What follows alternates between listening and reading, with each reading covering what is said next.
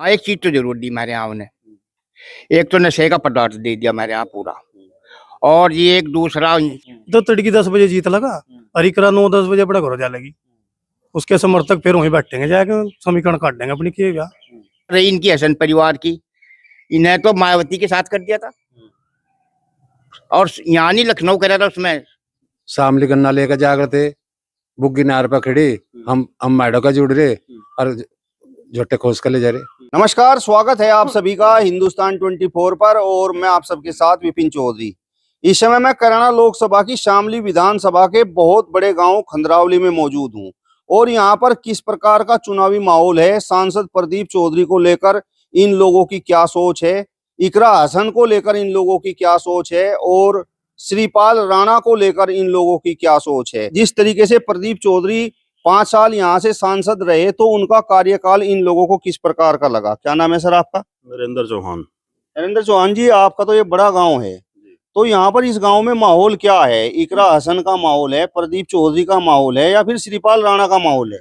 यहाँ सिर्फ भाजपा का माहौल है और किसी का कुछ नहीं है। यहाँ सब भाजपा ही लोग हैं, एक तरफा भाजपा का ही माहौल है।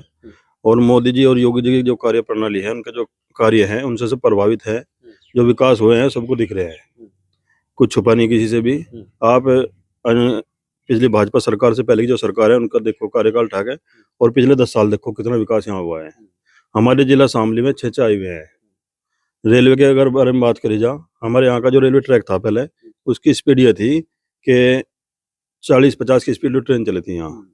अब ट्रेन का जो है विद्युतीकरण हुआ है, और रेलवे लाइन का दोबारा से वो है, 120 की स्पीड ट्रेन चल रही, बिजली की ट्रेनें चल रही, और सारे स्टेशन जो हैं उनका सौंदर्यीकरण हुआ है, प्लेटफार्म बने हैं। ये सरकार की तो देन है सारी, इससे पहले कहाँ कुछ हुआ है। प्रदीप चौधरी को लेकर तो इस क्षेत्र में प्रचार ये किया जा रहा है कि बड़ी नाराजगी है, मतलब वास्तविकता क्या है? कोई नाराजगी नहीं है, ये सब विपक्ष के हैं हथकंडे। नाराजगी कोई किसी किस्म की नहीं है। प्रदीप चौधरी बहुत अच्छे उनका कार्यकाल रहा, और बहुत सरल स्वभाव के एमपी रहे। जिसने जिस टाइम जरूरत पड़ी उस टाइम वो हाजिर हुए। उनसे मिलने में किसी को कोई हिचकिचाहट नहीं है, अपनी बात करने में कोई दिक्कत नहीं है। बहुत सरल स्वभाव के सांसद हैं, और विकास कार्य उन्होंने अपने उसमें जितने किए हैं, पिछले सांसदों से ज्यादा ही किए हैं। बाबू सरदे हुक्म सिंह जी का जो कार्यकाल रहा, उनका बहुत अच्छा कार्यकाल रहा। उससे पहले जो हमारे एमपी रहे, 8 बार हसन परिवार के ही रहे सब। पहले अख्तर हसन रहे, मनोवर हसन रहे, 2 बार तबस्सुम हसन रही, अब उनकी बेटी इकरा हसन चुनाव मैदान में है। लोगों से कुछ छुपा नहीं, उनके कार्यकाल में कितने विकास हुए, क्या उनकी कार्य योजना रही, क्या उनकी महत्वपूर्ण योजना ऐसी है जो उन्हें क्षेत्र में लोगों को दी। एक उपलब्धि अपनी बता दें वो, कि हमने केंद्र दोबारा एक उपलब्धि यहाँ लाकर हमने अपने क्षेत्र में दी। वो तो उल्टा प्रदीप चौधरी पर सवाल करते हैं कि प्रदीप चौधरी ने क्षेत्र को क्या दिया। प्रदीप चौधरी ने क्षेत्र को जो है केंद्रीय विद्यालय दिया, नवोदय विद्यालय दिया, नेशनल हाईवे में भी एक सांसद का बहुत अहम रोल होता है। हमारे यहाँ स्टेट हाईवे जो है उनमें भी अहम रोल होता है। बहुत कुछ दिया प्रदीप चौधरी ने। अब आरोप लगाने का काम तो देखो विपक्ष का काम है, कुछ भी कह सके। इकरा हसन जिस तरीके से आपके क्षेत्र की बेटी है, तो यहाँ खंदरावली गांव से किस प्रकार के समीकरण है? हिंदुओं का वोट इकरा हसन को मिलेगा या नहीं? बेटी किसी की भी हो, उसका पूरा सम्मान है। और रही बात वोट की, तो वोट यहाँ भाजपा की है। अब चुनाव में है, सबका अधिकार है, वोट मांगने सब है अपने अपने, इसमें कोई दिक्कत नहीं है। यहाँ तो सब भाजपा का माहौल है, किसी से बात करो आप, यहाँ कोई दिक्कत नहीं है। पिछली बार कितने वोट प्रदीप चौधरी को यहाँ से आपके गांव से मिले थे? यहाँ से लगभग 2600 वोट मिले थे। इस बार की क्या स्थिति रहने की संभावना है? उससे कहीं ज्यादा ही मिलेंगे, कब नहीं मिलने के। अब के बार तो नरेंद्र मोदी जी ने एक ऐसा लोगों को उपहार दिया, जो 500 वर्षों से लोग जिसके इंतजार में थे, पता नहीं कितने लोगों ने बलिदान दिया। भगवान श्री राम का भव्य मंदिर जो हमारे बीच में बनकर के तैयार हुआ है, उसका इतना अच्छा मैसेज है सबके बीच में कि किसी को वोट मांगने की जरूरत ही नहीं है। मोदी मोदी है चारों तरफ। आप बताओ जी, यहाँ पर हसन परिवार लंबे समय से राजनीति करता चला आ रहा है, एमपी भी रहे हैं और विधायक भी हैं, तो आपके क्षेत्र को क्या मिला? हसन परिवार ने क्या दिया? कभी कुछ नहीं दिया कभी। और जी जो हसन जी थे, मैं हमारे राज्यसभा के भी मेंबर रहे, उस योजना में कुछ नहीं दिया। और एमपी रहे, एमपी में कुछ नहीं दिया। उनकी वाइफ रही, उन्हें कुछ नहीं दिया। और उनका लड़का, हाँ, एक चीज तो जरूर दी हमारे यहाँ उन्हें। एक तो नशे का पदार्थ दे दिया हमारे यहाँ पूरा, और ये एक दूसरा सबसे ज्यादा जो मेन चीज दी, वो या दी कि यहाँ पे उन्हें झगड़े जरूर बढ़वाए, बस और से ज्यादा कुछ नहीं दिया। हाँ, और नशे का कारोबार तो इतना दे दिया कि शायद हमारा क्षेत्र नशे से काफी दिनों बाद मुक्त होने जा रहा है, जब से भाजपा आई थी और जब से इन्हें सख्ताई करी उसके ऊपर, जब से वो बंद होने जा रहा। और नहीं, हमारे इलाके का यह हाल था कि नशे के ज्यादा मिलने थे, वैसे कम मिलते थे। इकरा हसन तो कह रही हैं कि क्षेत्र में डेवलपमेंट तो कुछ हुआ नहीं, अगर हम एमपी बनते हैं तो हम बताएंगे किस प्रकार से डेवलपमेंट होता है।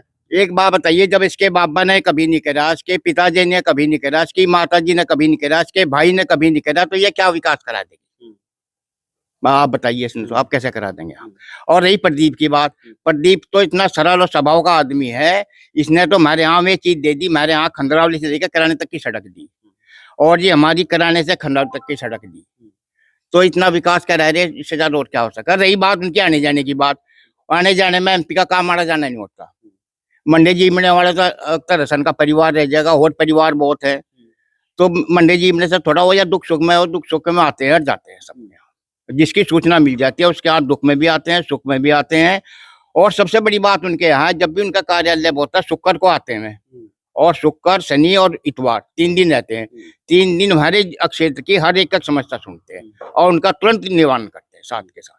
अच्छा, आपके क्षेत्र में चौधरी वीरेंद्र सिंह, मनीष चौहान का बड़ा प्रभाव है, तो कहीं मंचों पर वो दिखाई नहीं दे रहे हैं। जिस तरीके से मनीष चौधरी को टिकट नहीं हुआ, तो किसी प्रकार की, खासकर कलशान खाप में कोई नाराजगी है क्या? नहीं, नाराजगी नहीं है उनकी कोई भी। ऐसा है, हमारे जो मंत्री जी हैं वे तो बीमार चल रहे हैं, उन्हें अपने जो बड़ा चढ़वा, एक तो बोलने में स्थिति उनकी ठीक नहीं है, बोल नहीं पा रहे, शुद्ध शब्द नहीं निकल पा रहे। और रही हमारे उसमें क्षेत्र में, उनका जो लड़का है घर घर फिर रहा है, भाजपा की वोट मांग रहा है, और इससे ज्यादा क्या समझ दे सकते हैं हमारे से? मतलब कलशानों में कोई नाराजगी तो नहीं है? कोई नाराजगी नहीं हमारे यहाँ। और मैं तो साथ साथ गांव दर गांव फिर रहे हैं। और रही हमारी बहन जी, बुआ जी, मैं भी गांव दर गांव घूम रही है, तो उससे ज्यादा और क्या कर ले सकते हैं उनसे? और जब हसन भी तो आपकी बेटी है, आपके पड़ोस की है, तो उससे नाराजगी क्यों है? नाराजगी से, जब उसके परिवार ने कभी कुछ किया ही नहीं, नाराजगी क्या उसकी हमने? हाँ, बेटी तो सबकी बराबर है, सम्मान रखना चाहिए, हम आती है सम्मान करते हैं। पर रही बात विकास की, विकास कोई नहीं किया ना कभी। हसन परिवार ये भी कह रहा है कि प्रदीप चौधरी तो किसी के सुख दुख में भी शामिल नहीं होते। दुख सुख में ये कितने आए? इनके बाबा जी रहे, इनके पिताजी रहे, इनकी माँ रही, कभी भी नहीं आए। हमारे गांव में रिश्तेदारी है उनकी, हमारी रिश्तेदारी में सिर्फ उनके हाथ देखे अख्तर जी के यहाँ, और हमारे गांव में कभी भी किसी दुख सुख के दिन कभी नहीं आए।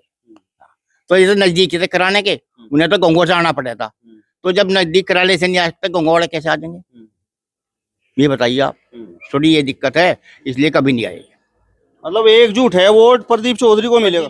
प्रदीप चौधरी का वोट मिलेगा, एक वोट, और हमारे चौहान खाप का तो एक वोट उन पर जाना है। हमारे यहाँ कोई नाराजगी नहीं है, किसी तरह की कोई समस्या नहीं हमारे यहाँ। आप बताओ जी, प्रदीप चौधरी का कार्यकाल कैसा रहा? आप लोग संतुष्ट हैं या नहीं है, या परिवर्तन करने के मूड में हैं? नहीं, हम तो संतुष्ट हैं भाई, कार्यकाल बहुत बढ़िया है, विकास कार्य हो रहे, और प्रदीप जी का भी, पर मोदी जी के भी, योगी जी ने बहुत काम कर रखे। हम संतुष्ट है, हम व्यापारी आदमी, हमें आज कोई दिक्कत नहीं है। पहले समय में दिक्कत थी, जैसे कराना चले जहाँ थे, दोपहर में शामली चले गए, डर रहता मोटरसाइकिल घुस जाएगी, पैसे घुस जाएंगे, लेकिन इस काल में कोई समस्या नहीं है। इकरा हसन कह रही हैं कि कैराना को बदनाम किया गया, और अगर हम सांसद बनते हैं तो इस बदनामी के दाग को धोने का काम करेंगे। बदनाम कहाँ करेगा, आज तो पहले थी है, बदमाशी, गुंडे जितने थे वही थे कराने में, लूटपाट होकर थी, व्यापारियों के लोग गलत काम हुए, तो ये फेर बनी की फेर ही वही काम होगा। तो ऐसा हम तो होने नहीं देंगे जी, हम तो बीजेपी के हैं, सनातनी है, हम तो बीजेपी के साथ रहेंगे। प्रदीप चौधरी से वोट देंगे, और मोदी जी का लक्ष्य 400 के पार का पूरा करवाएंगे।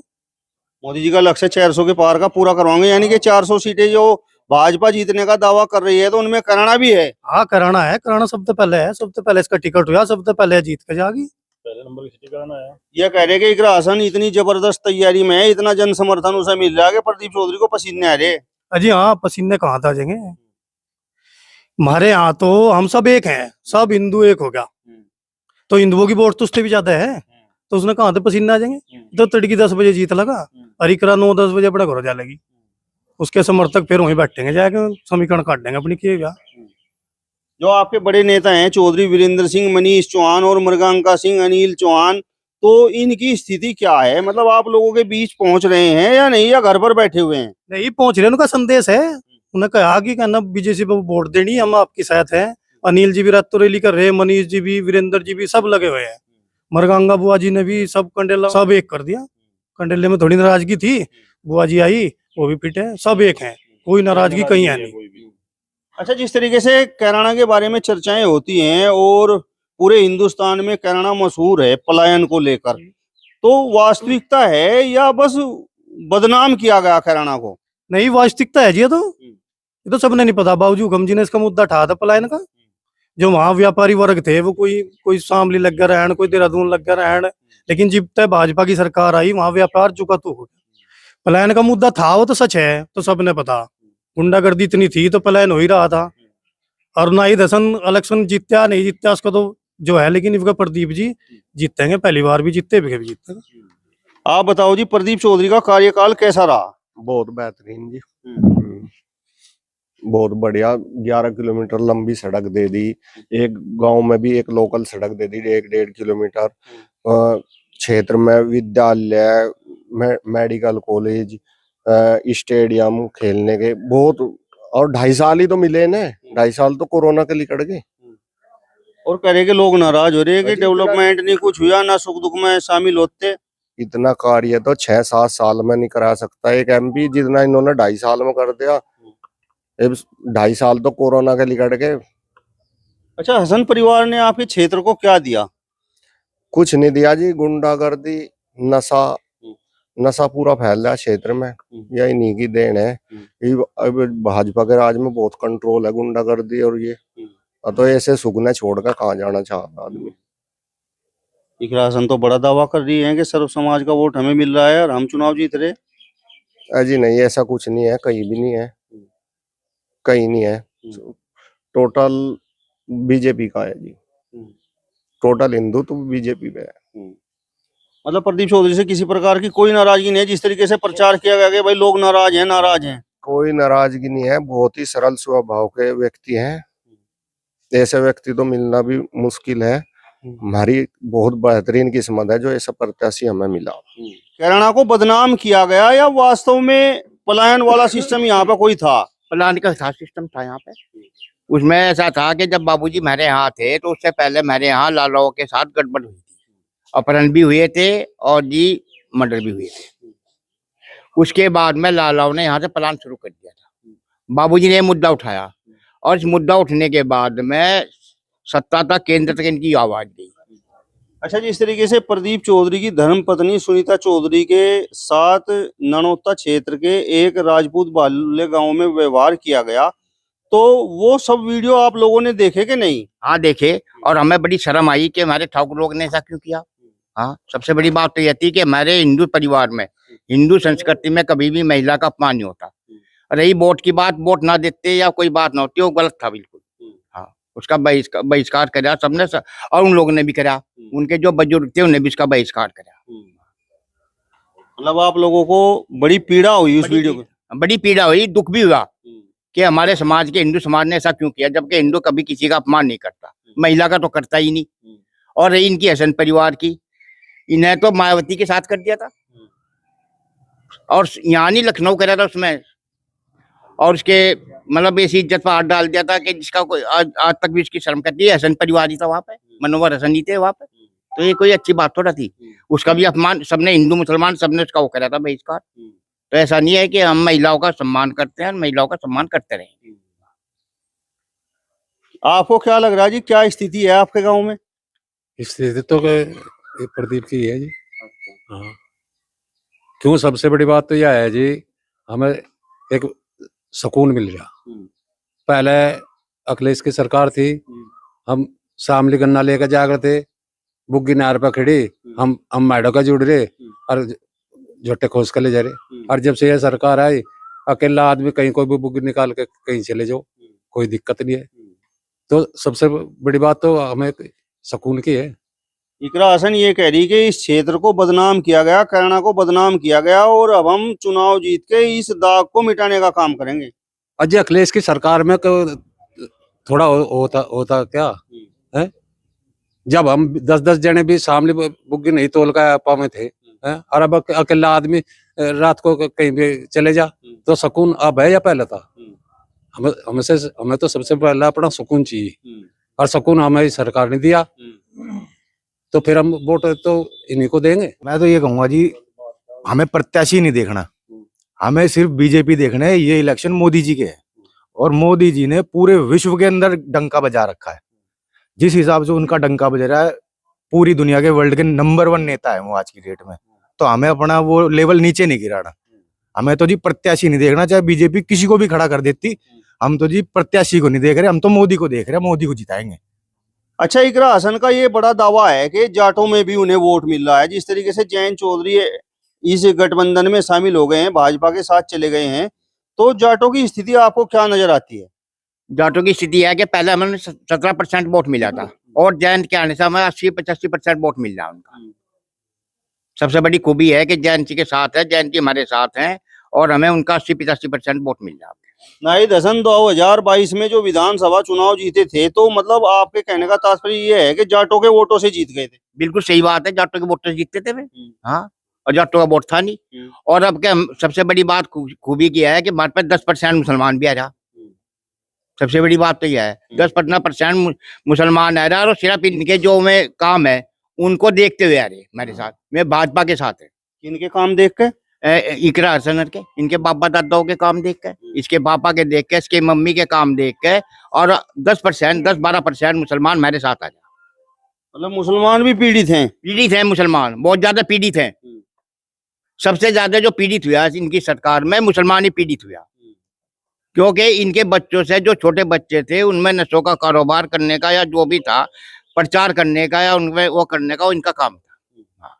तो इसलिए वो इनसे मुक्त हो गए और भाजपा के साथ आ रहे 10-12% मुसलमान। चलिए, तो कैराना लोकसभा की शामली विधानसभा के बड़े गांव खंदरावली में ग्रामीणों की राय को आपने सुना। बड़ी बेबाकी से इन लोगों ने अपनी राय रखी है। यदि आपको ये वीडियो पसंद आया हो तो इसे ज्यादा से ज्यादा शेयर कीजिए, लाइक कीजिए, कमेंट्स कीजिए और इसके साथ साथ हमारे चैनल को भी सब्सक्राइब कीजिए। नमस्कार।